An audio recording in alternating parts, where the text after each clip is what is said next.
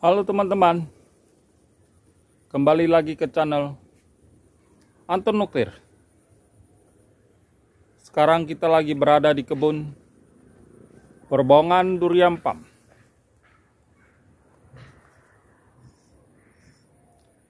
Pada kesempatan ini kita mau sharing-sharing tentang penyuburan tanah, ya. Penyuburan tanah menggunakan asam humat, ya. Yuk ikuti bagaimana cara pengaplikasian asam humat di kebun kita dan manfaat dari asam humat tersebut. Oke, yuk kita ikuti yuk.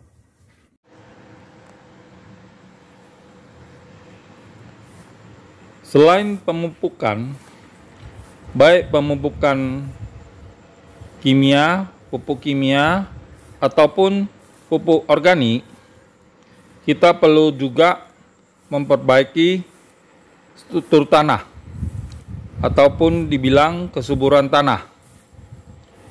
Salah satu yang kita lakukan, ya, untuk meningkatkan kesuburan tanah di kebun kita memberikan pupuk asam humat, ya. Pemberian pupuk asam humat di kebun kita dengan cara dikocor melalui penyiraman, ya. Manfaat dari asam humat tersebut yaitu meningkatkan kualitas tanah, ya. Jadi lebih jelasnya itu, asam humat dapat memperbaiki struktur tanah sehingga mendukung pertumbuhan tanaman. 2. Meningkatkan aktivitas mikroorganisme dalam tanah, ya. Dengan begitu, mikroba berperan dalam siklus unsur hara dan pelarut beberapa nutrisi seperti fosfor yang terikat dalam tanah. 3. Mengurangi penggunaan pupuk kimia, karena penggunaan asam humat secara rutin dapat memperbaiki kualitas tanah dan mikroba.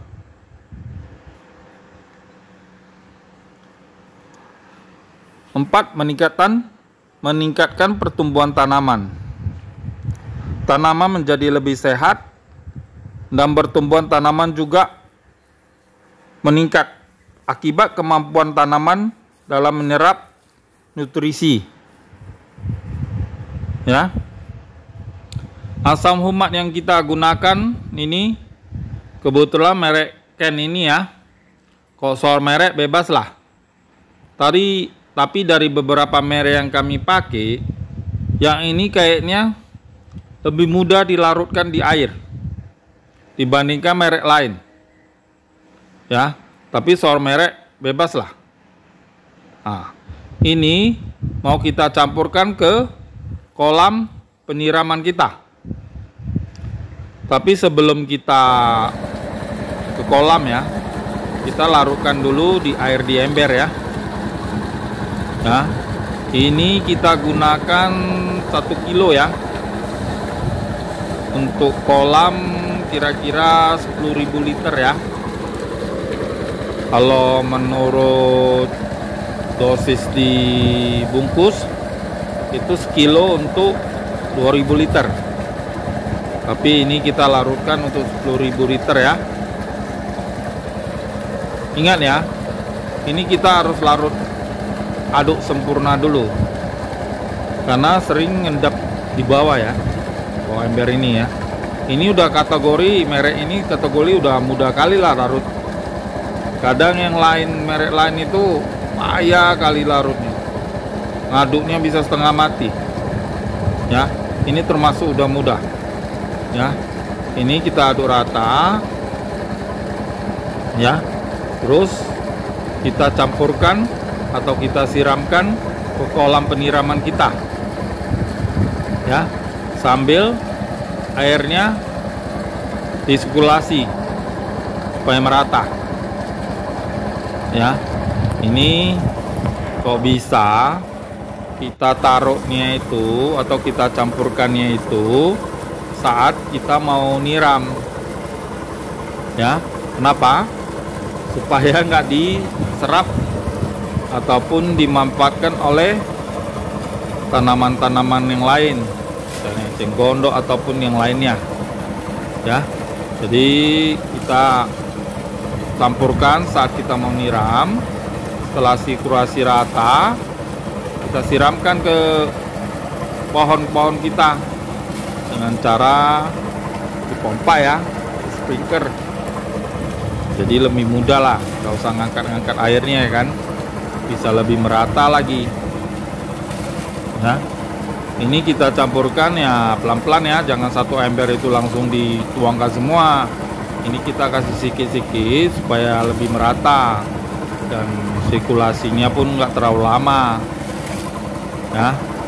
Karena kalau langsung kita tuangkan itu seember gitu ke situ, untuk sirkulasi melatanya lebih susah, ya. Tapi ini kalau kita lempar-lemparkan lah di berbagai arah, ya, jadi airnya bisa kita sirkulasikan merata, ya, baru kita tembakkan ke pokok tanah lah, ya. Nah, ini sirkulasinya udah mulai lumayan, ya, airnya udah mulai berubah warna jadi agak gelap, ya. Nah, bisa kita tembakkan, kita siramkan dengan sprinkler, ya. Jadi bisa meniram seluruh kebun, ya. Nah, dengan harapan begini kan lebih mudah kita niram seluruh kebun. Dengan harapan dengan pengaplikasian asam humat ini, tanah kita semakin subur lah, ya. Mikroorganismenya pun hidup. Jadi penguraian unsur-unsur hara baik dari pupuk ataupun dari tanah bisa terserap oleh tanaman, ya. Jadi tanaman kita pun pertumbuhannya semakin bagus, ya. Karena bagaimanapun tidak bisa tergantung saja kepada pupuk kimia atau pupuk organiknya. Kita perlu juga unsur asam humat ini untuk memperbaiki unsur dalam tanah, ya. Katanya si asam humat ini sebagai pelengkap lah, ya, pelengkap dari pemupukan. Nah, itu kolamnya, ya. Pembelian asam humat ini kalau di kebun saya ini mungkin 2 bulan sekali lah, ya, tidak terlalu sering sih, 2 bulan sekali sih. Tapi pemberian yang sebulan sekali atau seminggu sekali pun tidak overdosis, ya. Saya sesuai takaran lah kita ikut, ya. Nah, oke teman-teman, semoga bermanfaat. Semoga pohon durian kita tumbuh subur, cepat besar, dan cepat berbakti. Oke, terima kasih.